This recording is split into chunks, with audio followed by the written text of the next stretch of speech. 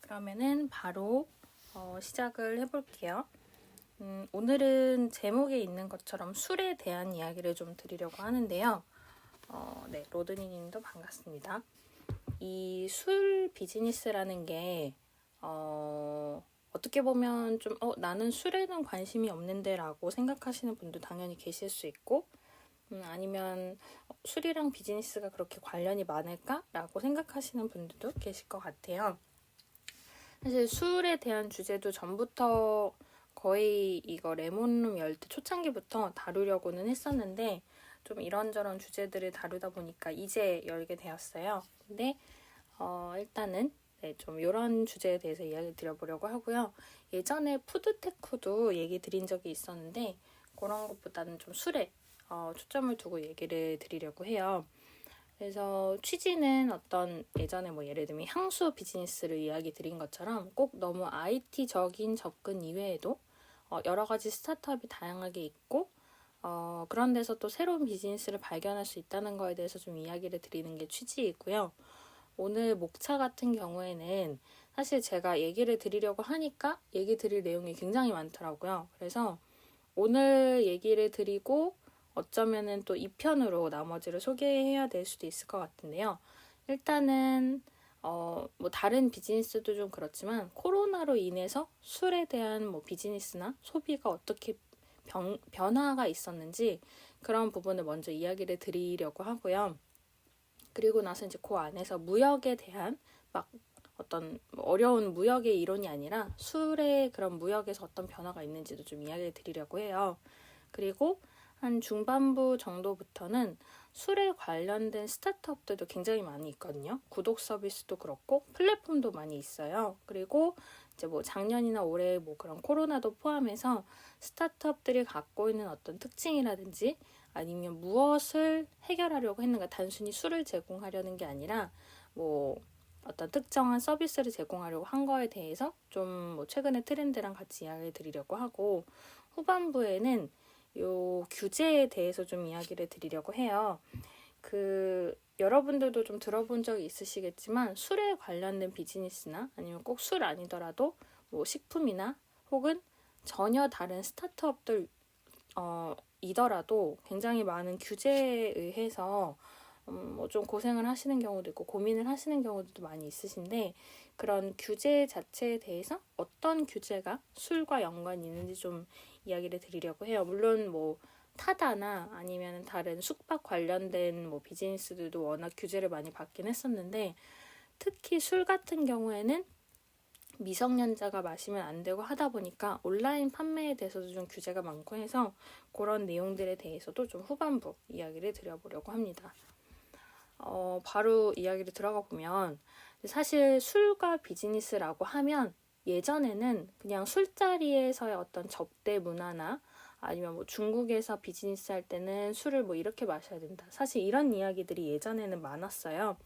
그래서 오늘의 이야기를 들어가면서 사실 드리는 내용도 이 술에 대한 비즈니스를 정말 사람들이 주목하고 좀 더 생각하게 된 건 최근이고, 예전에는 술 비즈니스라는 이야기를 들었을 때는 술과 스타트업을 바로 연관시키지는 못했었거든요. 그래서 뭐 정말 한 5년 전만 해도 물론 이제 해외에서라든지 우리나라에서도 잘 하고 있는 술 관련된 뭐 프랜차이즈나 스타트업들도 많이 있기는 했지만, 보통 만약에 검색을 술 비즈니스 한다라고 하면 이런 술에 관련된 스타트업보다는 뭐 비즈니스의 술 문화, 그다음에 뭐 술 예의 이런 걸 어떻게 하면 좋을까요? 이런 게 사실 대부분 많은 분들의 어떤 고민이거나 혹은 검색할 때 나오는 대화들이었거든요. 근데 지금은 술과 비즈니스에 대해서 검색을 하면 아무래도 이런 스타트업들 위주로 이야기가 많이 나오는 것 같아요.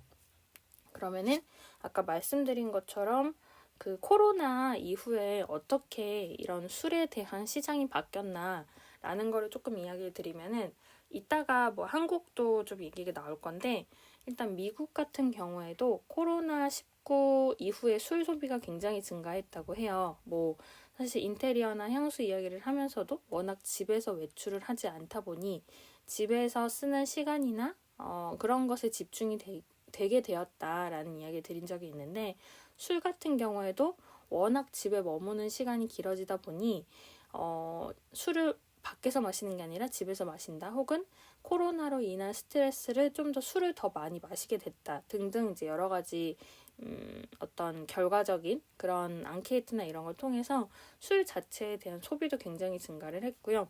그다음에 여성의 음주도 많이 증가를 했다고 해요. 특히 이제 뭐 미국 데이터 같은 경우에는 여성들의 술 소비가 많이 늘어난 와중에 특히 육아를 하면서 스트레스를 받는 엄마들이 많이 와인을 마시게 됐고, 그거에 대해서 마미 주스라는 뭐 새로운 단어들도 등장을 했다고 해요.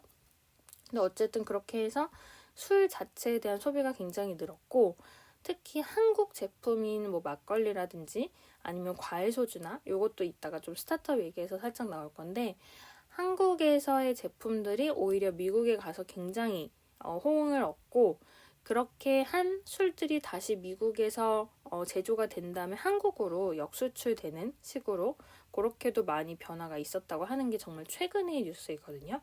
물론 작년에도 뭐 코로나로 인해서 술 소비가 늘어나고 있다 뭐 등등등 뭐 이렇게 기사는 나왔었는데, 최근에 이제 그렇게 미국도 우리도 많이 늘었어 하는 식으로 한국에 역수출되는 그런 술 이야기까지 나왔고, 미국뿐만 아니라 캐나다 같은 경우에도 뭐 맥주나 소주나 와인 같은 이런 주류 제품을 원래는 일반 상점에서 쉽게 구매할 수가 없대요. 제가 뭐 캐나다에서 이렇게 살아보거나 하지 않아서 저도 이제 기사를 통해서 접하는 거긴 하지만, 근데 이 주류 판매에 대한 어떤 규제가 굉장히 완화가 됐고, 코로나를 통해서 배달도 가능해지고 온라인 시장도 활성화가 되다 보니, 이거 우리나라 얘기 아닌데도 캐나다 이야기인데도 이렇게 굉장히 주류에 대한 규제와 온라인 시장 활성화를 통해서 주류 시장이 늘어났다 하는 게 있거든요. 근데 이 얘기만 들어도 굉장히 우리나라 같잖아요. 온라인 판매가 활성화되고 규제가 완화돼서 뭔가 수출도 늘어나고 그다음에 판매도 늘어났다. 이게 이제 캐나다 특징인데,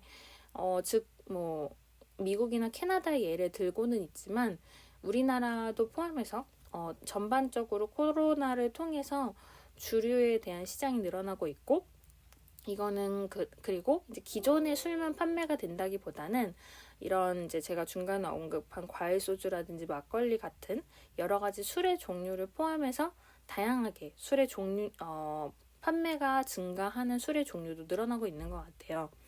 그래서 뭐 특히 우리나라 술도 뭐 캐나다뿐만 아니라 뭐 유럽에도 많이 들어가고 있고, 베트남에도 우리나라 술이 좀 인기가 많은가 봐요. 저도 이제 베트남도 그렇게 생활을 해보지 않아서 자세히는 몰랐는데, 이런 주류 수출에 대해서도 좀 보니까 우리나라의 어떤 스타트업이나 이런 규제들 이야기 이전에 무역이나 수출 자체만 봤을 때 해외에서 소비 시장도 늘어나고 있는데, 게다가 우리나라 술도 그렇게 인기가 많다고 해요. 그래서 베트남 같은 경우에도 술 시장 자체가 굉장히 지금 원래는 코로나 직후에는 조금 불안정하다가 점점 안정화되고 술 시장도 매우 늘어나고 있으면서, 특히 맥주가 많이 팔린다고 해요. 그 베트남 술 시장 같은 경우에는 거의 80%가 맥주가 차지를 하는데, 그 중에 한 40%?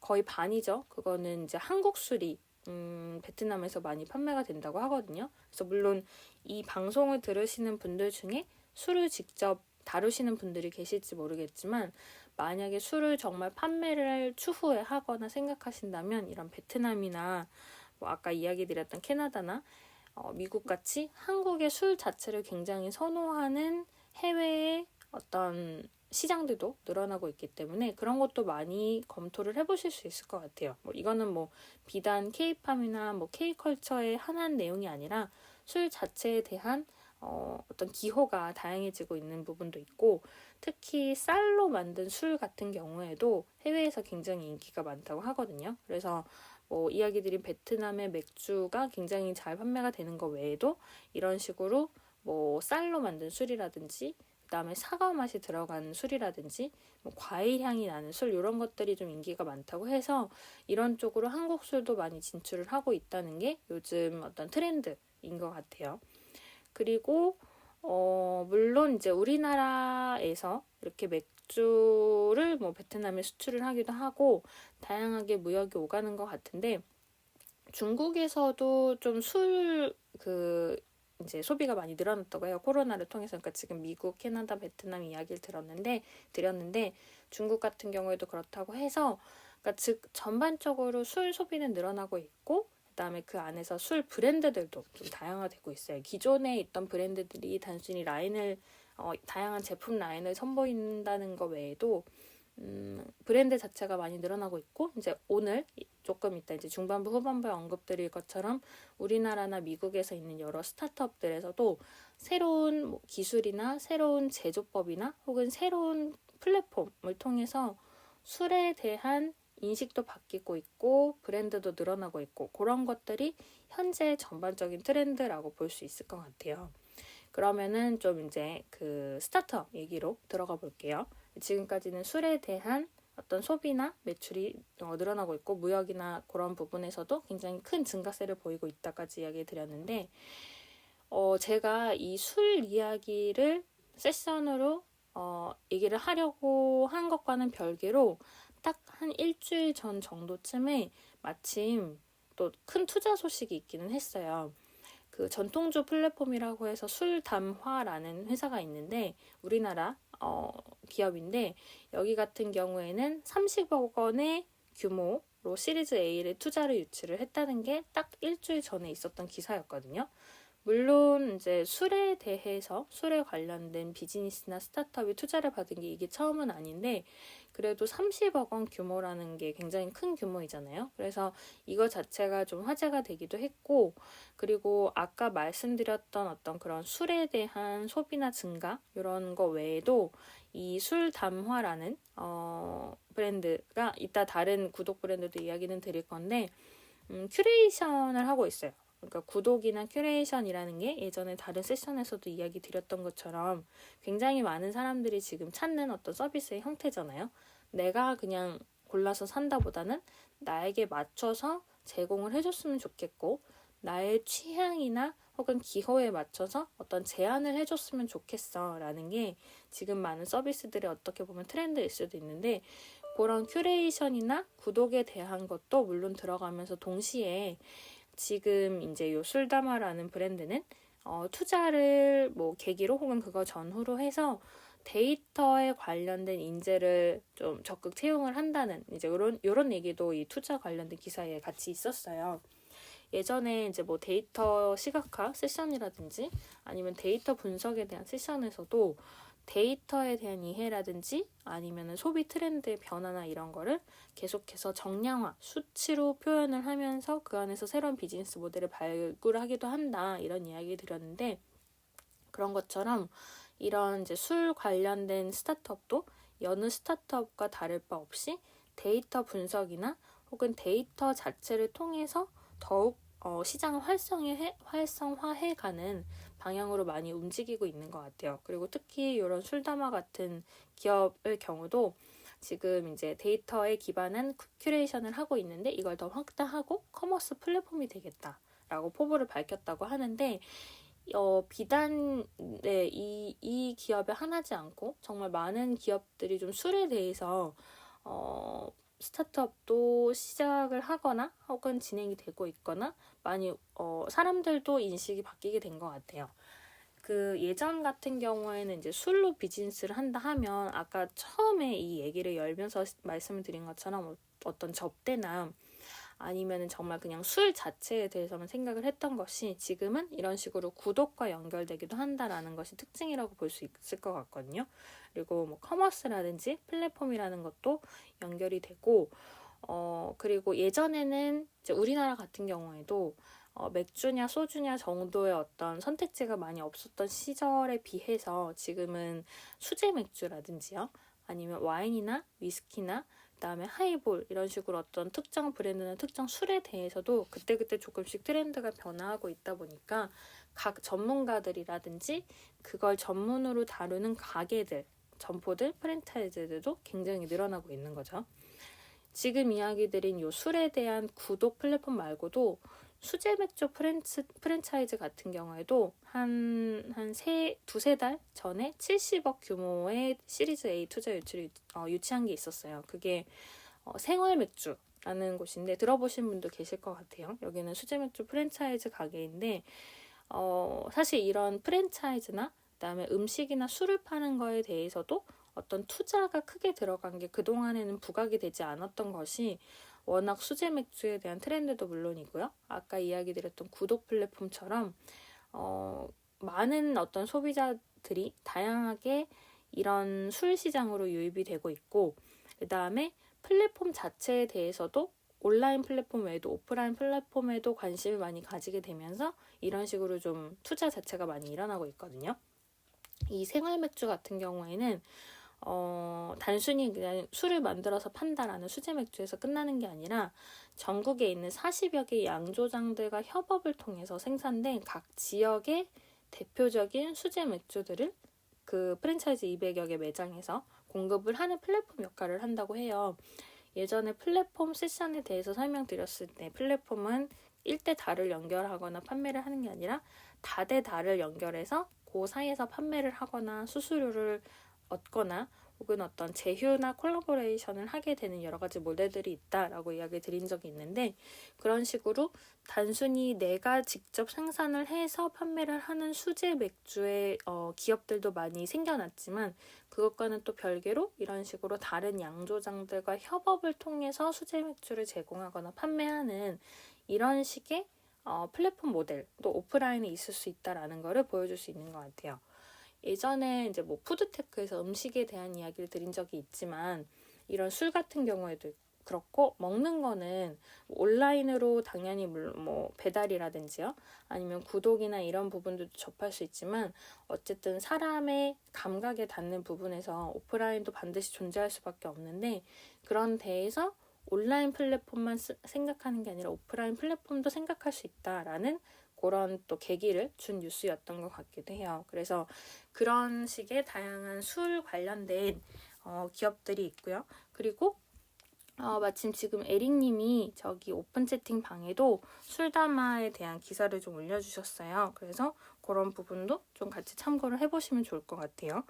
그리고 이 술에 대한 것이 지금 이야기 드린 구독 플랫폼이나 아니면은 뭐 오프라인 플랫폼이나 이런 거 말고도 이따 이제 비즈니스 모델도 조금 여러 가지 소개는 드릴 건데, 그런 회사도 있어요. 술 주령사라는 술에 대해서 스토리텔링을 만드는 자격증을 제작한 자격증 제도를 이제 만들고 운영하는 술펀이라는 기업도 구독 플랫폼을 내고 있는데, 제가 예전에 향수 비즈니스 이야기를 하면서 어떤 인증 제도라든지요, 비즈니스 모델 이야기 드릴 때도 그런 인증이나 자격증을 통해서 비즈니스를 창출하는 경우도 있다라고 이야기를 했는데, 그런 거랑도 조금 연결해서 생각해 보시면 좋을 것 같아요. 이 술펀이라는 기업에서 술 스토리텔링이라는 자격증을 부여하는 거에 대해서 이게 어떤 의미를 가지고 혹은 어떤 식으로 활용할 수 있을지는 정말 사람마다 다를 거고, 근데 그런 자격증이라는 걸 통해서 어떻게 보면 이런 기업도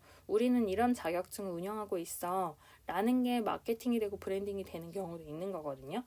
그래서 이 술펀이라는 기업 같은 경우 이 자격증에 대해서 기사가 명확하게 났던 건 2014년인 것 같아요. 꽤 오래됐어요. 그래서 그 한 7, 8년 사이에 얼마나 이제 많은 사람들이 이걸 땄거나 활용을 하는지는 이제 명확히 이게 조금 옛날 기사이긴 했어서 알 수 없지만, 이런 자격증이 이제 계속 되고 있고, 지금은 이제 그런 어떤 정보들을 바탕으로 구독 상품이라든지 이런 것도 개발을 했다고 해요. 그래서 그런 여러 가지 기업들에 대해서도 다양한 비즈니스 모델이 있을 수 있다라고 이야기를 드릴 수 있을 것 같아요. 그리고 뭐 물론 당연히 이제 오늘 이야기 드린 이런 스타트업 같은 경우에는 이따가 좀 온라인 위주로 어떤 판매가 되거나 혹은 수입이 되거나 이런 것들에 대해서 이야기를 드리겠지만, 오프라인에서는 이런 자격증뿐만 아니라 팝업 스토어라든지 아니면 아까 같은 수제 맥주 그런 가게들도 계속해서 늘어나고는 있거든요.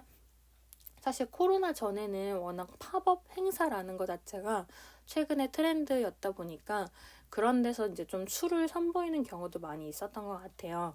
그리고 아까 이제 제가 술이랑 비즈니스라는 연결고리에서 이야기 드렸던 것처럼 꼭 이런 스타트업성 어떤 비즈니스 모델이 아니더라도 조금 새로운 술이 있을 때 그런 식으로 뭐 어떤 행사나 아니면 파티나 아니면 뭐 브랜드 행사 이런 데에 그런 술을 가지고 가서 좀 좀 선보이거나 그다음에 시음해 볼 수 있도록 하거나 해서 또 이제 브랜드 마케팅을 많이 했었는데, 지금은 코로나로 인해서 그런 오프라인 행사 자체가 예전보다는 줄어들었다 보니까 더욱더 온라인을 통해서 어떻게 하면 술을 판매하거나 맛보거나 비즈니스를 할 수 있을까, 이런 쪽으로도 많이들 생각이 가는 것 같아요. 그리고 이제 수제 맥주 관련해서도 지금 에릭님이 오픈 채팅방에 같이 올려주셨거든요. 그래서 이런 부분도 한번 참고해 보시면 좋을 것 같아요. 수제 맥주 자체가 좀 유행을 한 건 한 10년 가까이 되어가고 있죠. 우리나라에서 이제 수제 맥주 매장들이 생기고 했는데, 근데 그 안에서도 좀 여러 가지 이제 새로운 회사들이 등장을 하다 보니 당시에 뭐 어떤 인재 채용 면에서라든지 아니면 품질에 대해서도 이슈가 많이 있었고, 그 다음에 수제 맥주에 대한 뭐 원데이 클래스 같은 것도 굉장히 많이 생겼던 게 한 7, 8년, 6, 7년 전쯤이었던 것 같아요. 그러면서 이제 그 시장이 늘어나고 각각의 새로운 브랜드들이 생기고 하는 와중에 지금 이제 코로나라는 것이 닥쳐서 그걸 통해서 또 이제 성장하는 브랜드들과 아닌 브랜드들이 생겼다고 볼 수 있겠죠. 술 구독 서비스 같은 경우에는 이것도 좀 종류가 많기는 한데요. 아까 이야기 드렸던 술 담화라는 곳에서는 큐레이션 카드를 통해서 전통주에 대한 소개를 하는 그런 식의 제품 구성으로 되어 있다고 하고요. 그 외에도 제가 지금 말씀드렸던 이제 술 자격증을 제공하는 술펀이라는 기업 같은 경우에도 술을 읽다라는 정말 읽기 위한 그런 거를 통해서 이제 스타터, 그러니까 술을 처음 접할 때 어떤 술을 마시면 나의 취향이 맞을지 이런 거를 찾는 구성부터 시작해서 한 달마다 이달의 술을 발간해서 이제 그 배송을 해주고 있다고 하고요. 그거 말고도 뭐 우리 술 한 잔이라는 전통주 큐레이션이나 그다음에 퍼플독이라는 인생 와인, 이런 식으로 좀 다양한 정기 구독이 늘어나고 있어요. 다만 이따가 이제 후반부에 이야기 드리겠지만 그래도 좀 규제라든지 이런 게 있어서 우리나라에서 막 술 구독이 엄청 많아진 상태는 아니에요. 해외에 비해서는. 전통주는 그래도 조금 규제가 많이 완화되어 있는 편인데, 전통주가 아닌 경우에는 여러 가지 좀 규제가 있어서 뭐 판매를 하기 어렵다든지 아니면 구독을 통해서 제공을 하기 어렵다든지, 아무래도 미성년자 확인이나 이런 문제들도 있어서 그런 것 같긴 해요. 근데 그런 부분들이 좀 막혀 있다 보니까 전통주 이외의 술에 대한 어떤 스타트업이나 플랫폼화는 해외보다는 조금 늦는 거는 있을 수 있을 것 같아요. 뭐 해외가 다 빠른 거는 아니지만 어쨌든 지금 이야기 드린 것처럼 이제 술 정기 구독 서비스들이 굉장히 늘어나고 있고, 이거에 대해서 이제 비교를 해보면서 마셔보시는 분들도 많이 계시거든요. 물론 이제 아까 이야기 드렸다시피 코로나를 통해서 대부분 집에 좀 머물게 되고, 그러면서 그 안에서 술에 대한 소비가 늘어난 거는 있지만, 만약에 술을 싫어하지 않으신다면 이런 정기 구독들을 직접 비교를 해보는 것도 재미있을 거라고 생각을 해요. 너무 취하시지 않는 선에서. 그래서 이렇게 해서 술에 대한 정기 구독이 늘어나고 있는데, 그러면 아까 이야기 드렸던 뭐 술 담화나 그다음에 생활 맥주 같은 여러 기업들이 투자를 받은 소식 외에도 전반적으로 어떤 트렌드가 있을까를 좀 이야기를 드려보면은, 술에 대한 스타트업들은 물론 늘어나고 있어요. 지금 말씀드린 구독 스타트업들 여러 가지도 그렇고, 근데 그 외에도 기존에 있던 대형 주류 기업들, 대형 술을 판매하거나 제조하거나 다루는 기업들도 지금 우리 이렇게만 계속 원래 팔던 맥주나 소주만 팔아서는 안 되겠다, 이대로는 시장이 늦겠다라는 생각들을 많이 했는지 지금 요즘에는 대기업과 스타트업이 같이 손을 잡는 구조들이 좀 생기고 있어요. 예전에 ESG 세션을 한 적이 있거든요. 그 세션에서 이야기 드렸던 게, 스타트업들이 어떤 그런 환경이나 사회에 공헌하는 여러 ESG 관련된 기업들을 직접 비즈니스 모델을 만들기도 하지만, 대기업들이 이미 갖고 있는 비즈니스 시장의 틈새를 찾아서 거기에 스타트업들이 들어가기도 하고, 스타트업과 대기업이 같이 손잡고 여러 가지 제휴 모델을 모색하기도 한다라는 것에 대해서 이야기를 드렸었는데, 주류 기업도 요즘 마찬가지예요. 그래서 대기업은 대기업대로 본인들이 모든 브랜드를 다 펼치기 어려운 부분이 있고, 근데 또 스타트업 입장에서도 물론 그냥 그대로 잘 하는 스타트업들도 있지만 대기업과 어떤 그런 틈새 시장을 같이 메꿔가는 입장에서 손을 잡는 경우들도 있는데, 예를 들어서 하이트 진로 같은 경우에는 최근에 ESG에 좀 관심을 많이 갖고 해서 스타트업 중에 위생이나 스킨케어를 하고 있는 그쪽의 영역을 담당하고 있는 헤드쿼터라는 스타트업이랑 지분 투자 계약을 했다고 하거든요. 그래서 술 제조사가 소비자의 구강 건강 케어까지 같이 노리겠다는 쪽으로 지금 이야기를 많이 하고 있나 봐요. 그래서 이제 스타트업이랑 같이 손을 잡고는 구강 위생 전문 브랜드도 좀 출시를 하고 해외 수출도 앞두고 있는 식으로 좀 진행을 하고 있다고 하거든요. 그러니까 우리가 생각하는 단순히 술을 판매하는 기업이 술에서 끝나는 게 아니라 그것과 연관된 구강 케어라든지 스킨케어나 위생까지 진출을 하는 거가 있고요. 그 외에도 하이트 진로가 스타트업 그린이라는 스마트팜을 유통하는 기업이랑도 같이 제휴를 해서 이 스타트업에서 재배에 대해서 안내를 하고 하는 것들이 있는데, 이런 도심에 설치 가능한 농작 설비들에 대해서 비건 식품이라든지 아니면 건강식품을 같이 판매를 하는 쪽으로 하이트 진로가 좀 진출을 하고 있다고 하거든요. 푸드테크 자체가 늘어나고 있는 것에 대해서 이야기를 많이 드렸었죠. 근데 그런 것들에 대해서 주류 기업들도 지금 관심을 갖고 많이 진출을 하는 거고, 요 기사는 마침 에릭님이 또 오픈 채팅방에 올려주셨어요. 같이 참고하시면 좋을 것 같은데, 이런 식으로 여러 푸드테크를 주류 기업이 진출을 하는데, 단순히 우리 술만 팔지 않고 음식도 팔 거야가 아니라 술을 판매를 하는 데 있어서 그 재료가 되는 어떤 원료라든지 아니면 농수산 관련된 부분들에 대해서도 구강 케어나 이런 위생뿐만 아니라 다양한 분야로 연결될 수 있다는 걸 보여주는 그런 예시라고 볼 수 있을 것 같아요.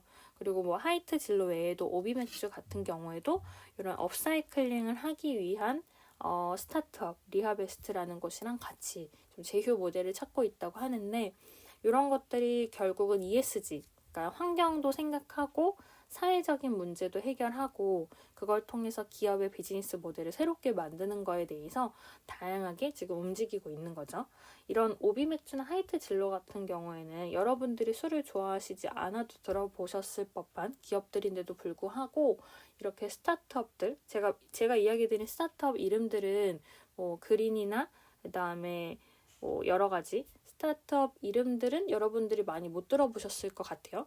왜냐면 저도 이제 기사를 통해서 처음 접했기 때문에.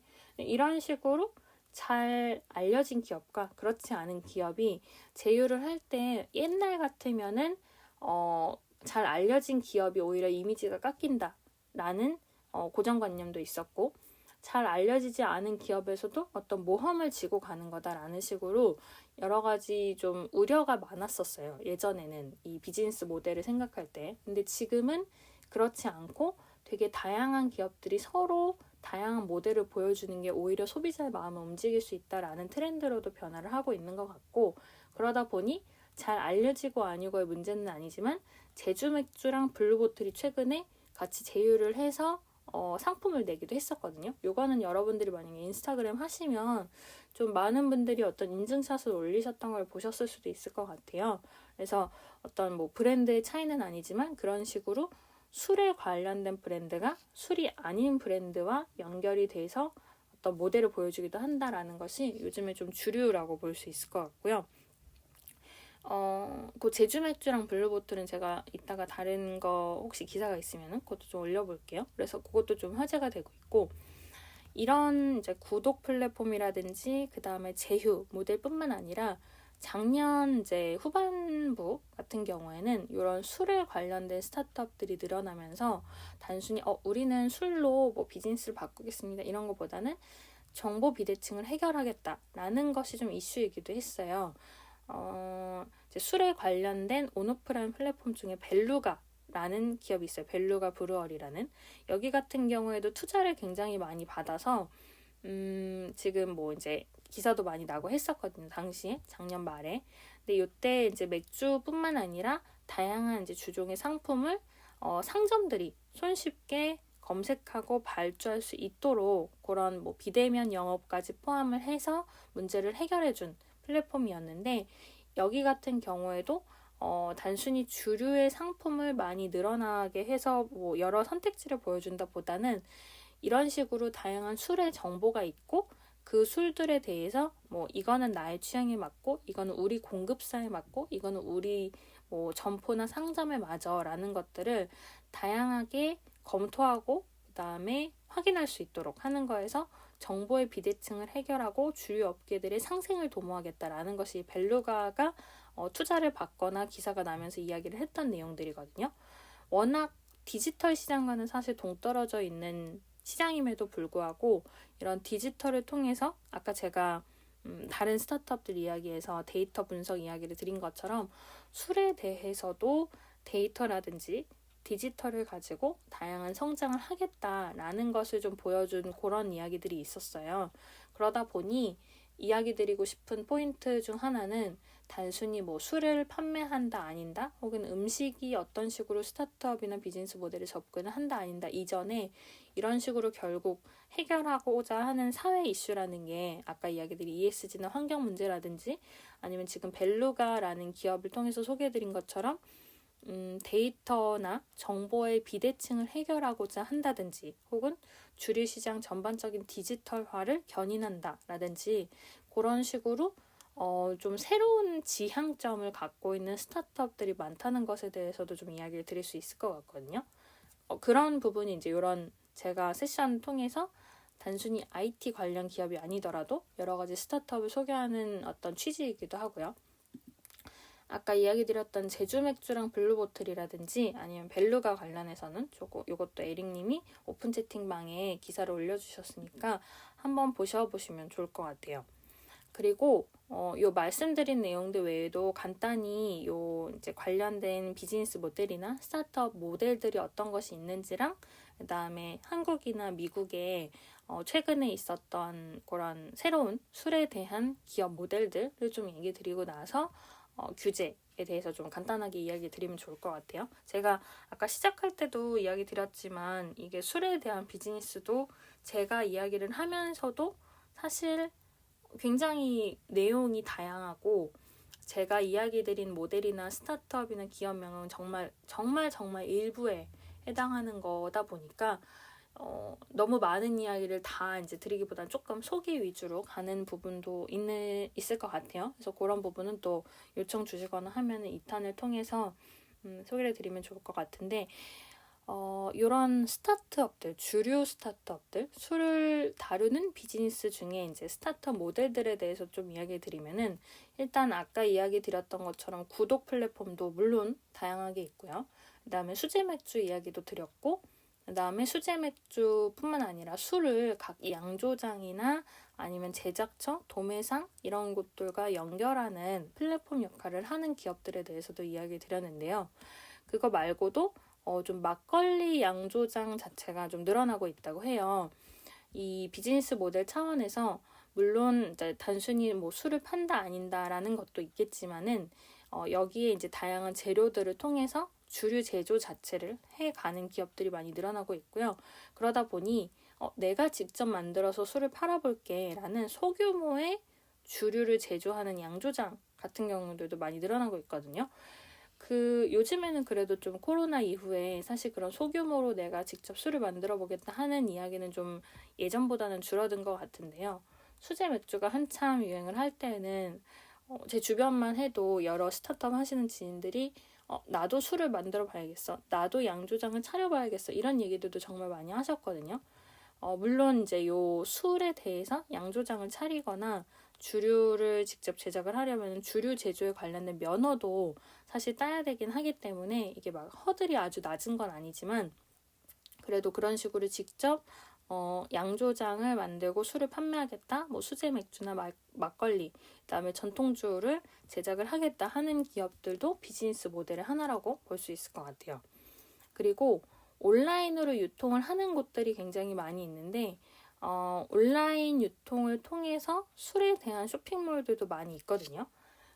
우리나라에서 보면 이제 가끔 오프라인에 그냥 뭐 세계 술 팝니다. 뭐 여러 나라의 술, 뭐 혹은 와인샵 뭐 이런 식으로 술만 갖다 두고 파는 경우들이 있는데 그런 이제 가게들이 온라인에서도 많이 판매를 하기는 해요.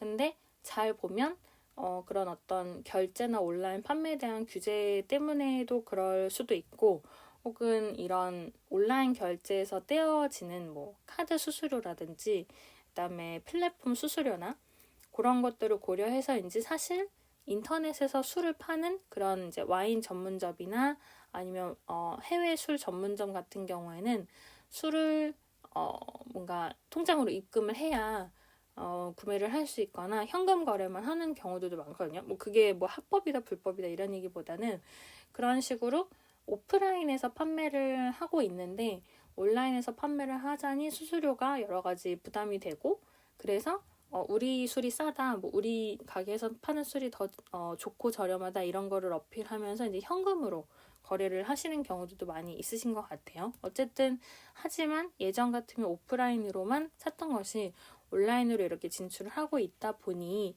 그러다 보니 아까 이야기 드렸던 것처럼 온라인에서 술을 판매하되 그거를 조금 더 플랫폼적으로 보여주거나 정보 비대칭을 해결해서 다양한 술을 보여주고자 하는 곳들이 많이 늘어나고 있는 것 같고요.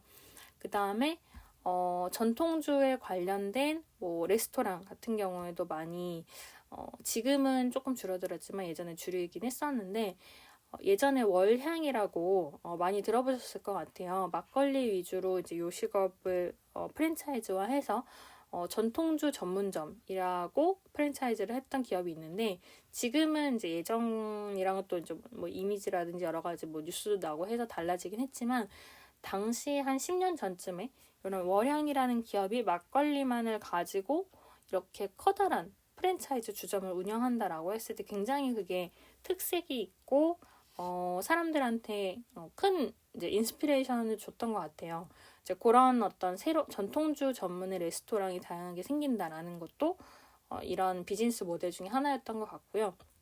그리고 아까 말씀드렸던 어떤 자격증처럼 주류 전문가를 양성하거나 아니면 특정 주류에 대해서 뭐 자격증이나 연수나 교육을 제공하는 곳들도 많이 늘어나고 있어서 이런 쪽으로 스타트업들도 많이 생기고 있다고 해요. 그래서 뭐 이제 전통주 연구소라든지 막걸리 학교라든지 혹은 뭐 가양주 연구소, 뭐 그다음에 대학교나 대학원들에서도 이런 전통주에 대한 제조 전문 아니면은 뭐 증류주, 맥주, 그다음에 수제 맥주를 어떻게 제작을 하는지 이런 것들에 대한 교육이 스타트업적으로도 많이 늘어나고 있다고 해서 이런 식으로 단순히 술을 판다 아닌다 이외의 비즈니스 모델들도 다양하게 있다고 보실 수 있을 것 같아요.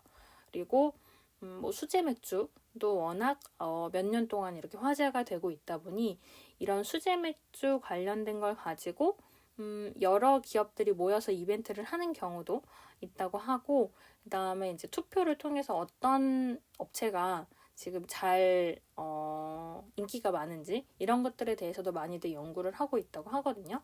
그리고 아까 말씀드렸던 것처럼 그러면 뭐 원데이 클래스로 제작을 해보자 하는 것들도 많은 그런 양조장이나 아니면 스타트업이나 혹은 어떤 커뮤니티에서 좀 다양하게 진행을 했던 것들이 최근에 좀 트렌드로 있었던 것 같습니다.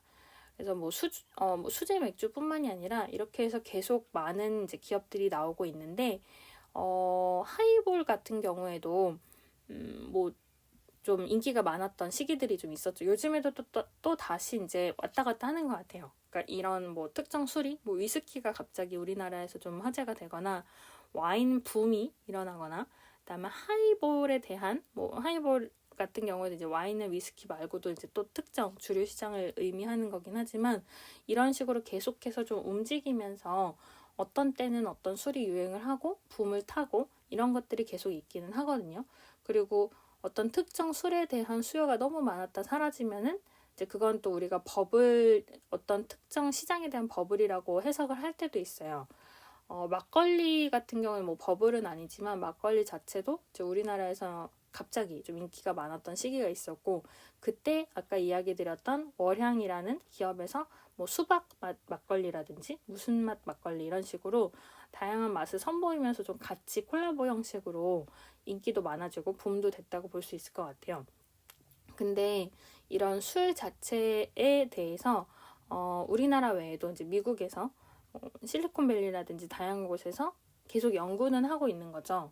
그래서 술에 대한 테크, 요거는 근데 아직 무슨 테크라고 제가 크로스테크나 엑스테크 이야기할 때 나왔던 것처럼 무슨 테크라고 이렇게 된 건 아니고 이제 비어테크라든지 좀 그 단어는 좀 다양한 것 같아요. 워낙 술이 다양하다 보니까. 근데 뭐 배달 플랫폼이나 아니면은 뭐 술에 대한 바에서 어떤 테크놀로지를 이용을 하거나 그다음에 집에서 맥주를 만들어 마실 때 그런 거를 좀 도와줄 수 있는 디바이스라든지 혹은 어플리케이션이라는 것도 지금 좀 많이 등장을 하고 있다고 하거든요. 그래서 그런 것들에 대해서 해외에서도 워낙 관심을 갖고 투자를 하고 아까 제가 소개를 드렸던 건 우리나라에서의 술 관련된 스타트업들의 투자 소식 위주로 이야기 드렸지만 해외에서도 술이라는 게 이런 다양한 기술이나 어떤 혹은 뭐 제조법이나 다른 플랫폼 형식을 활용을 해서 비즈니스가 될 수 있는 거구나라는 거에 대해서 관심을 많이 갖고 증가를 하고 있는 것 같아요. 그래서 뭐 지금은 이미 잘 운영이 되고 있는 신규 기업들은 아니지만 뭔가 드리즐리라는 기업 같은 경우는 아마존보다 훨씬 술을 잘 판매를 하고 있다고 하는데 이게 온라인이랑 오프라인으로 술을 연결을 하면서 근데 술을 판매해서 거기서 이득이 나는 게 아니라 오프라인 매장들이 이 드리즐리라는 기업의 소프트웨어의 라이선스를 발급을 받아서 거기에서 그걸 통한 비용을 가지고 매출이 늘어나고 있다고 하거든요. 그러니까 포인트는 술을 판매를 하고 거기에 마진을 남긴다가 아니라 이런 식으로 중간에 있는 라이선스라든지 아까 이야기 드렸던 자격증 같은 어떤 소프트웨어적인 차원에서 비즈니스 모델을 제공하거나 판매를 하는 것들도 늘어나고 있는 게 좀 특징인 거거든요. 와인이나 위스키 같은 경우에 특히 음식 같은 건 우리가 레시피를 많이 생각을 하는데 술은 이미 만들어진 걸 먹다 보니까 레시피라는 식으로 접근을 하지 않을 때도 있어요. 근데 이런 것에 대해서 뭐 레시피 라이선스라든지 이런 것도 좀 많이 늘어나고 있는 것 같거든요. 그래서 그런 것들도 지금 좀 트렌드로 작용을 하고 있는 것 같고요. 잠깐만요.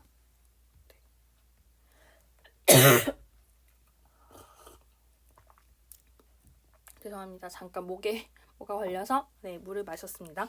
그래서 술에 대한 이제 테크놀로지도 지금 늘어나고 있는 게 좀 전반적인 특징이라고 볼 수 있을 것 같아요.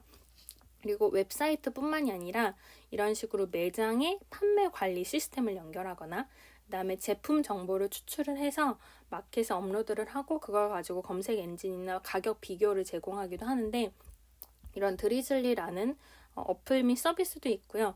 그 다음에 바이즈 비어거라는 기업에서도 이런 냉장고의 어떤 센서를 통해서 술에 대한 데이터를 수집하고 분석해서 그걸 가지고 매장 안에 있는 여러 가지 뭐 기기들을 운영하고 설치하고 그거에 대해서 또 라이선스를 받고 하는 식으로 이 술에 대한 레시피나 소프트웨어 쪽으로 많이 이동을 하고 있고요. 최근에는 그래서 꼭 테크놀로지적인 차원이 아니더라도 조금 전에 제가 위스키나 와인이나 레시피 얘기를 했는데 이런 거를 제조를 하는 것에 대해서도 좀 다양한 기업들이 좀 늘어나고 있어요.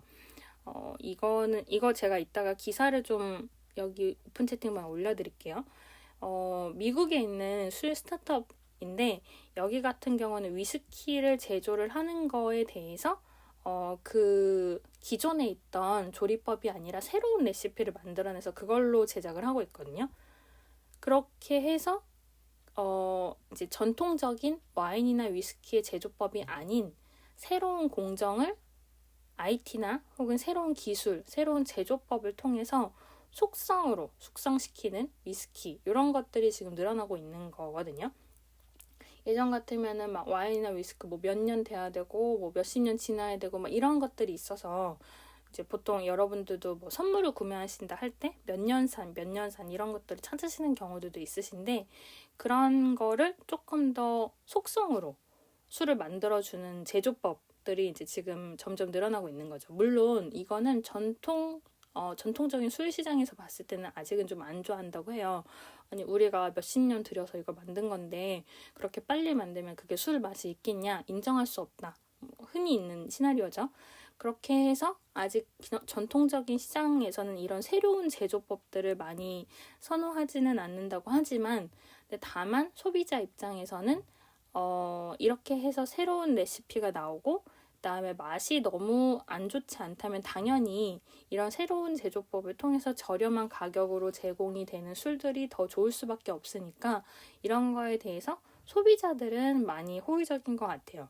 근데 뭐 워낙 여느 다른 비즈니스들도 그렇지만 전통적인 시장이 싫어하더라도 소비자가 좋아하면 그쪽으로 비즈니스 모델이 많이 이동을 하잖아요. 그러다 보니 이런 위스키 제조법이라든지 이런 것들도 앞으로 더 많이 생길 것 같고, 지금 코로나가 있다 보니까 바로 이렇게 해외에 있는 술이 우리나라로 들어오지 예전만큼은 좀 안 되는 부분이 있는 것 같아요. 요즘에 또 코로나 자체가 아직 워낙 안정이 안 되다 보니 수입이나 이제 수출 관련된 부분은 조금씩 멈춰 있는 부분들도 있다고 들었거든요. 그러다 보니 해외에서도 한국에 출시를 하거나 수출을 하고 싶은데 좀 막혀있는 기업들, 술에 대한 기업들도 많이 있다고 해서 그런 부분들이 좀 풀리면 우리나라로도 이런 요 1, 2년 있었던 새로운 제조법을 통한 위스키나 와인들이 많이 들어오지 않을까 싶은 생각이 들고요. 그리고 또 어떤 기업은 한국의 술을 이용해서 미국에서 이제 스타트업들이 이제 제작이 되고 있다고 하는데, 한국의 소주라든지 아니면 막걸리를 활용을 해서 해외에서 일부러 제조를 해서 그렇게 판매를 하는 곳들도 있다고 하거든요. 여기는 이름이 스타트업 술이라는 곳인데 한국분이 해외에서 이 창업을 하신 것 같아요. 그래서 한국의 술을 세계에 알린다라는 어떤 그런 취지에서 지금 다양한 캔을 만들거나 아니면 칵테일 소주를 한국 술 자체를 통해서 이런 한국 술을 이용하면 이런 술도 만들어질 수 있어 라는 식으로 개발을 해서 판매를 하고 있다고 하는데, 아까 제가 베트남에서 한국 술이 굉장히 인기가 많다 혹은 뭐 캐나다도 그렇다 이야기를 드린 것처럼 한국 술 자체가 지금 해외로 많이 나가고 있고, 그것뿐만 아니라 이렇게 한국 술을 활용해서 새로운 술을 만들어서 나가는 경우들도 많이 있는 것 같습니다. 이 후반부는 조금 규제에 대한 이야기를 드리고 전반적인 이야기를 좀 정리를 드리면 좋을 것 같은데요. 제가 아까 중간중간에 이거 규제 때문에 좀 뭐 잘 안 되는 부분이 있어요 라고 표현을 한 부분들이 있어요.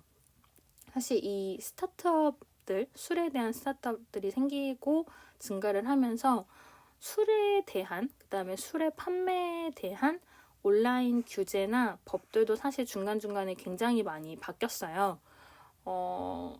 이제 뭐는 안 된다 했다가 뭐는 된다 했다가 이런 것들이 굉장히 많긴 했는데, 일단은 그 술 온라인 판매 자체에 대해서도 여러 가지 이슈가 있었는데, 어떤 이제 한 2019년 정도의 시점에서는 알코올이라고 정의를 할 수 있는 제품에 대해서도 좀 법적으로 법안이 좀 이슈가 있거나 했었거든요. 예를 들면은 1%를 넘냐 아니냐에 따라서 이거는 알코올을 판매를 할 수 있다고 본다, 아니라고 본다, 이런 것들도 좀 있었고, 혹은 수제 맥주를 재판매를 할 때 이게 내가 직접 판매를 하는 게 아니라 기존에 만들어진 거를 판매하거나 혹은 주류 제조를 위한 키트를 판매를 하더라도 이게 주류 제조 면허를 발급받아야 된다고 해요, 원래는.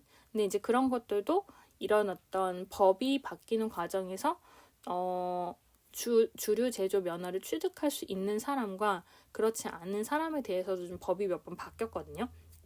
그래서 여러분들이 만약에 내가 직접 제조를 해봐야지, 내가 양조장을 운영해봐야지, 혹은 그런 운영이 되는 기업들에서 키트나 술의 재료를 사다가 내가 새로 만들어서 판매를 하거나 선물을 해봐야겠다 이럴 때도 이런 법은 좀 잘 알아보시면 좋아요.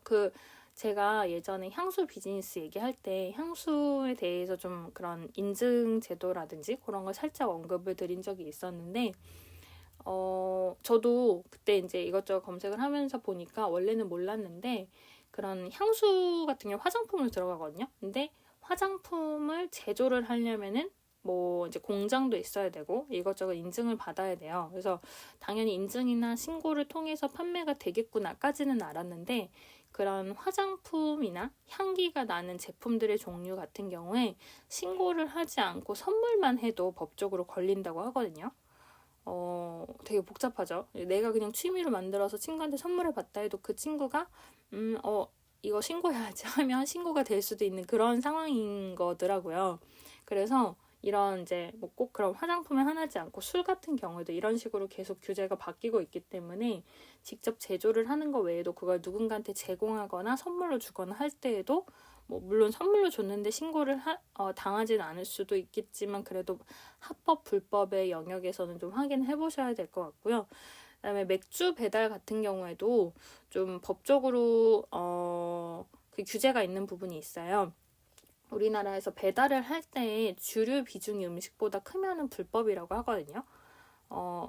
전통주는 육성을 하려고 하는 부분이 있어서 전통주는 규제가 굉장히 완화되어 있어요. 그래서 음식이 없어도 전통주는 배달을 할 수가 있고, 그래서 아까 이야기 드렸던 전통주에 대한 구독 스타트업들이 굉장히 많이 있지만 그게 아니라 단순히 뭐 맥주라든지 그냥 일반 술에 대해서는 배달을 할 때 여러 가지 규제들이 있기 때문에 이런 부분에 대해서도 사실 너무 우리나라가 술에 대한 스타트업이나 비즈니스를 할 수 없는 환경이다라는 것들이 이야기가 많이 되고 있어요. 물론 그럼에도 불구하고 잘 투자를 받거나 운영하는 기업들도 있지만 이런 규제를 계속 대응을 하면서 바꿔갔던 거거든요. 아까 이야기 드렸던 정보 비대칭을 해결하려고 했다는 벨루가라는 스타트업 같은 경우에도 중간중간에 맥주 정기 배달도 야식이랑 포함해서 운영을 했다가 규제 때문에 결국 서비스를 여러 번 종료를 하고 그다음에 국세청이 입장을 바꾸는 경우에는 원래는 합법적인 운영이었는데 갑자기 불법 업체가 되거나 이런 식의 경험들이 많이 있었다고 해서 이런 것들의 규제도 좀 있고요. 그리고 생맥주를 페트병에 담아서 판매를 하는 거는 뭐 주세법이나 식품위생법 위반이라고도 하고 그 다음에 그 외에도 테이크아웃이나 배송이나 그다음에 아까 이야기 드렸던 온라인 판매 관련해서도 어떤 경우에는 불법이고 어떤 경우에는 합법이고 이게 좀 종류마다 다양하게 있어요. 그래서 어떤 메뉴랑 같이 시키는 거는 예전엔 불법이었는데 합법이 됐다. 막 이런 것도 있고 이게 굉장히 많거든요. 그래서 해외에서는 지금 수제 맥주 배송이 점점 트렌드가 돼서 뭐 여러 가지 술의 구독 서비스가 굉장히 다양하게 있고 작은 병에 담아서 다양한 맛을 보여주는 것들이 많이 늘어나고 있거든요. 근데 우리나라는 원래 우리나라에서도 그래서 술 구독을 시도한 스타트업들이 초반에 몇 개 있었어요. 정말 한 딱 10년 전 정도에. 그래서 뭐 술을 뭐 되게 작은 용기에 담아서 뭐 5병, 뭐 몇 병 이렇게 해서 예쁘게 포장을 해서 구독으로 판매를 합니다라는 게 구독 시장이 딱 나오는 시점에 많이 등장을 했었다가 규제로 술 판매, 온라인 판매 안 되고 구독 안 되고 뭐 이야기 드린 것처럼 뭐 배달을 하려면은 무슨 비중이 어떻게 이상 되어야 되고 전통주 아니면 안 된다 이래서 다 좀 사라졌거든요. 기존에 있던 기업들은 그런 것들도 있다 보니 워낙 좀 술 스타트업이 성공하기 어려운 환경이기는 하고요. 그다음에 이제 아까 말씀드렸던 것처럼 다만 전통주는 육성을 해야 된다라는 차원에서 전통주는 오케이 하는 부분이 있다 보니까 이것도 좀 억울해 하시는 분들이 많죠. 그러니까 전통주를 뭐 제조해서 판매하는 건 그렇다 치고 왜 전통주는 되는데 다른 데는 안 되냐. 그리고 편의점에 놓여있는 무인 주류 자판기 같은 경우에도 이게 온라인 판매 허용이 이렇게 어려운데 자판기에서 술을 파는 게 맞냐 뭐 이런 내용에 대해서도 좀 다양하게 계속 이야기가 오가고 있다고 해요. 최근까지도. 그러다 보니 전통주에 대한 규제 완화뿐만이 아니라 이런 뭐 전통주든 일반적인 술이든 온라인으로 판매할 수 있는 자격 여부 그다음에 뭐 아까 제조 면허 외에도 이런 거를 누가 만들어도 되고 혹은 개인이 만들어도 되느냐 아니냐 이런 것들에 대해서 차별 논란 또는 역차별 논란이 많이 나오고 있다고 해서 이 어떤 술에 대한 규제 그다음에 술 스타트업에 대한 규제는 앞으로도 계속 복잡할 것 같아요. 더더군다나 만약에 여러분이 정말 술에 대한 스타트업을 추후 고려하신다고 하면 이런 식으로 규제가 바뀌는 것에 대해서도 계속해서 대응을 해야 되고 언급드렸던 벨루가라는 기업이라든지 아니면 다른 기업들처럼 그 법적인 규제가 나왔을 때 바로 뭐 꼭 뭐 정말 하루 만에는 아니더라도 그 기업이 사업 영위가 가능한 선에서 어떤 비즈니스 모델을 바꿔야 될 수도 있기 때문에 이런 것들에 대해서 많이 고려를 해보시면 좋을 것 같아요. 그만큼 그러니까 기존에 있던 비즈니스 모델을 그대로 운영하는 거는 물론 그것도 어렵지만 근데 그래도 법적인 부분에선 쉬울 수 있는데 이런 식으로 새로운 모델 개척하는 거는 굉장히 어떤 허들도 높고 어려운 부분이 계속해서 생기는 거죠. 그런 부분들이 이런 술 스타트업이나 아니면은 다른 어떤 규제에 약한 규제가 생기는 여러 가지 기술적인 새로운 스타트업들의 특징이라고 볼 수 있을 것 같아요. 뭐 이거는 근데 정답이 없어서 제가 뭐 비즈니스는 정답이 없고 늘 최적화하는 과정이다라고 이야기 드리는 거 외에도 결국은 이런 규제라는 것도 언제 어떻게 생길지 모르기 때문에 늘 여러 면에서 좀 고민을 많이 해야 되는 주제인 것 같습니다. 오늘 이야기 드린 내용들을 좀 한번 정리를 드릴게요. 참고로 레몬룸은 오전 7시에 1시간 정도 진행을 하고 있고요. 클럽하우스랑 카카오홈에서 지금 동시에 진행을 하고 있고 오픈 채팅방 같은 경우는 클럽하우스는 메시지 주시거나 카카오홈은 확성기 버튼이나 제 프로필 통해서 들어오시면 될 것 같고요. 그다음에 오늘은 이제 술 비즈니스에 대해서 좀 이야기를 드리고 있고 이런 어떤 코로나에 대한 변화뿐만이 아니라 전반적인 비즈니스 트렌드에 대해서 좀 이야기를 드리는 게 오늘 취지였거든요. 그래서 오늘 제가 처음에 이야기 드렸던 거는 이제 원래는 한 정말 몇 년 전만 해도 술과 비즈니스를 연상시키거나 검색을 하거나 하면 이런 술 스타트업의 얘기보다는 뭐 술문화, 뭐 접대 문화, 아니면 비즈니스에서 술 예율을 어떻게 하고 어떤 식으로 뭐 마시는 게 좋은가 막 이런 얘기들이 많았던 것이 예전의 상황이었는데 지금은 이제는 그렇지 않고 술 스타트업 이런 것들이 굉장히 많이 검색이 되는 시대가 됐다라는 걸로 처음에 오늘 이야기를 열었어요. 그리고 나서 코로나를 통해서 술 소비가 증가한 소비 자체도 그렇고 무역도 그렇고요. 그런 것들에 대해서 미국이나 캐나다나 베트남에 좀 예시를 드렸고요. 소비량 자체는 워낙 집에서 머무는 시간이 많다 보니까 그런 것도 있고 그 다음에 여성들의 술 소비도 증가하고 특히 육아로 코로나를 통해서 육아의 스트레스가 더 많아지다 보니 그 안에서 술을 소비하게 된 어떤 트렌드도 많이 늘어났다라는 것에 대해서 이야기 드렸고 캐나다 같은 경우에도 온라인 판매나 그다음에 어떤 특정 판매 자체들에 대해서 규제가 많이 심했었는데 코로나를 통해서 규제가 완화되고 온라인 판매가 늘어났다. 그래서 술 소비가 또 늘어났다. 이런 얘기도 드렸어요. 그리고 베트남 같은 경우에는 술 자체가 한국 술도 워낙 인기가 많아서 맥주 시장이 큰데 한국 맥주나 한국 술도 워낙 인기가 많아서 그쪽으로 좀 수출이 늘어나고 있는 거에 대해서도 이야기를 좀 전반부에 드렸고요. 그리고 중반부는 요 술에 대한 스타트업들 이야기를 좀 소개를 드렸는데 특히 전통주 플랫폼으로 술담화라는 기업이 있는데 거기가 딱 일주일 전 정도의 투자를 받은 소식에 대해서 좀 이야기를 드렸고요. 그 다음에 온라인이 아니라 생활맥주라는 수제맥주 프랜차이즈 같은 경우에도 오프라인을 통해서 여러 양조장들의 술을 연결하고 판매를 한다는 점에서 큰 규모의 투자를 한 두세 달 전 정도에 투자를 받았다라는 이야기도 드렸어요.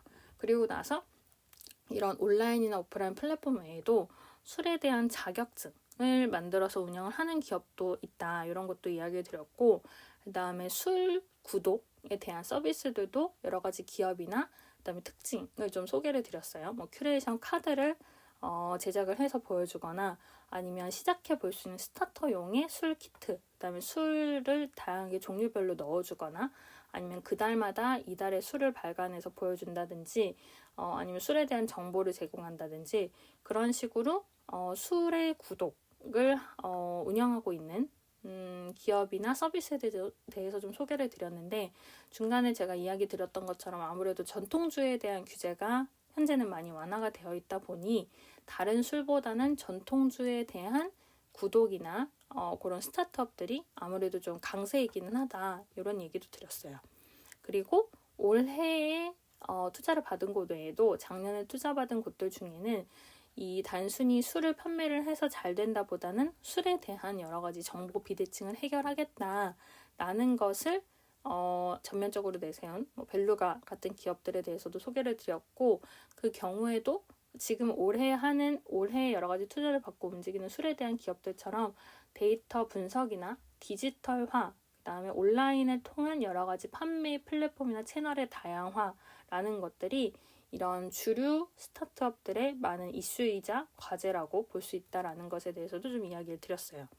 그리고 중간에 수제 맥주에 대해서도 시장이 커진 거라든지 시장이 변화한 거라든지 그다음에 수제 맥주를 통해서 다양하게 제조를 하거나 시도를 해보는 기업들도 있고 원데이 클래스라든지 교육 관련된 것도 수제 맥주 중심으로 늘어난 시기가 있었다 하는 얘기도 드렸고 물론 와인 모임 이런 것도 워낙 많이들 있으시잖아요. 그래서 와인이나 위스키 같은 그런 시장도 그렇고 그다음에 하이볼이나 어떤 특정 메뉴나 특정 술에 대한 인기가 다양하게 어떤 파도가 있는 것처럼 요때는 요게 인기가 많았다가 저때는 또 저게 주류가 됐다가 붐이 됐다 하는 것들이 계속해서 변화하고 있는 것에 대해서도 이야기를 드렸고 중간에 대기업과 스타트업들의 어떤 비즈니스 간의 이런 술에 대한 콜라보레이션도 좀 이야기를 드렸죠. 하이트 진로나 오비 맥주에 대해서 이야기 드렸고 술에만 초점을 두는 게 아니라 위생이나 그다음에 구강 케어라든지 아니면 스마트팜, 환경적인 거나 그런 것들에 대해서 다양하게 ESG라는 사회공헌이나 환경 문제에 대해서 접근하는 방식으로 대기업과 스타트업들이 다양하게 계속해서 제휴 모델, 비즈니스 모델을 발굴하고 있다라는 것에 대해서도 이야기를 드렸어요. 그리고 후반부는 이런 것들에 대해서 테크놀로지를 활용해서 데이터 분석을 한다든지 아니면 온라인 판매를 할 때 판매 수수료나 판매 그 가격의 마진을 남기는 게 아니라 술에 대한 라이선스를 만들어서 소프트웨어적으로 접근하고 그걸 통해서 매출을 다양하게 내는 미국의 기업들도 많다라는 이야기도 드렸고 그 외에 어떤 와인이나 위스키에 대한 제조법 자체를 다양하게 바꿔가면서 물론 전통적인 술 시장에서는 선호되지 않지만 소비자들이 선호할 수 있는 맛이나 그다음에 빠르게 숙성시킬 수 있는 그런 제조법들이나 레시피에 대해서도 다양하게 유행을 하고 스타트업 모델로 성장을 하고 있는 것들 그리고 한국 술을 활용해서 다양한 술을 제조하는 기업들도 있다라는 것에 대해서도 이야기 드렸고요. 마지막으로는 좀 규제에 대해서 간단하게 이야기를 드렸어요. 사실 워낙 법이 여러 번 바뀌었기 때문에 이것도 지금 이 순간은 어떤 법이 맞을지라 하더라도 어느 순간엔 또 바뀔 수도 있기 때문에 만약에 술에 대한 스타트업을 정말 운영하시거나 고려를 하신다면 그때그때 검색을 해봐야겠지만 어쨌든 현재 전통주 쪽에 많이 그 규제가 완화되어 있는 부분도 있고 그다음에 그 주류 제조에 대한 허가 외에도 온라인으로 판매할 수 있는 자격 여부라든지요 아니면 배송에 대해서나 아니면 그 배송 내에서도 어떤 용기에 담아서 팔아도 되는지 혹은 배달을 할 때 비중이 어떻게 되는지 무엇을 판매를 하는지 이런 것들의 규제가 굉장히 복잡하고 다양하게 있기 때문에 이런 것도 많이 고려를 해보시면 좋을 것 같고 특히나 이게 술의 하나의 내용이 아니잖아요. 계속 이야기 드렸던 것처럼 타다도 그랬고 그 외에도 이제 규제나 인증이나 검사나 신고에 대해서 여러 가지 법들이 계속 바뀌는 거는 꼭 술의 이야기는 아니거든요. 여러 비즈니스가 늘 법의 규제와 꼭 싸운다라고 표현하긴 그렇지만 그런 걸 해결해야 되는 경우가 많고요. 규제가 있다고 해서 물론 꼭 나쁘기만 한 건 아니에요. 그 법의 테두리 안에 들어가면서 합법과 불법을 나누고 그 안에서 소비자가 보호받을 수 있는 어떤 정의를 내리기 위해서 규제가 들어가는 경우는 있거든요. 일단은 이론적으로는 그래요. 그래서 그런 부분들도 고려를 해야 되다 보니까 어떤 비즈니스를 하시더라도 이런 규제에 대해서는 늘 관심을 갖고 지켜보고 오히려 그걸 잘 활용하거나 대처하거나 개선 방안으로 넣을 수 있어야 비즈니스가 지속적으로 영위할 수 있다라는 점을 좀 말씀드릴 수 있을 것 같아요. 그래서 이제 이야기 드리면서 제가 이야기 드린 내용들 중에 일부 기사라든지 어떤 좀 참고가 될 만한 내용들은 지금 이제 에릭님도 그 오픈 채팅방에 많이 올려주셨어요. 그래서 규제 관련된 기사들도 물론이고 무엇이 되고 아니고 하는 것들이 연도마다 다르다 보니까 이런 것도 오픈 채팅방에서 같이 참고를 해보시면 좋을 것 같습니다. 그래서 오늘 이렇게 술 관련된 이야기 드렸고요. 다음에 좀 궁금하신 내용이나 아니면은 혹은 이런 것도 좀 참고하고 싶다. 혹은 다음에는 이런 것도 좀 같이 다뤄줬으면 좋겠다 등등의 여러 가지 의견들은 오픈 채팅방 통해서 또 말씀 알려주시면 좋을 것 같습니다. 그러면은 네, 오늘도 이제 출근을 위해서 급한 마무리를 하고자 하는데요. 자세한 내용은 또 오픈 채팅방에서 말씀 나눌 수 있으면 좋을 것 같고, 네, 지금 이모티콘 알려주시는 분들도 너무너무 감사합니다. 그러면은 오늘도 좋은 하루 되시고요. 좀 갑작스런 이런 제가 늘 이렇게 갑자기 시간 되면 닫고 하는데 이해해 주셔서 감사드리고, 좋은 하루 보내시고 따뜻하게 챙겨 입으시고 밥 챙겨 드시는 하루 되시면 좋을 것 같습니다. 그러면은 좋은 하루 보내시고요. 네, 방은 이대로 닫을게요. 3, 2, 1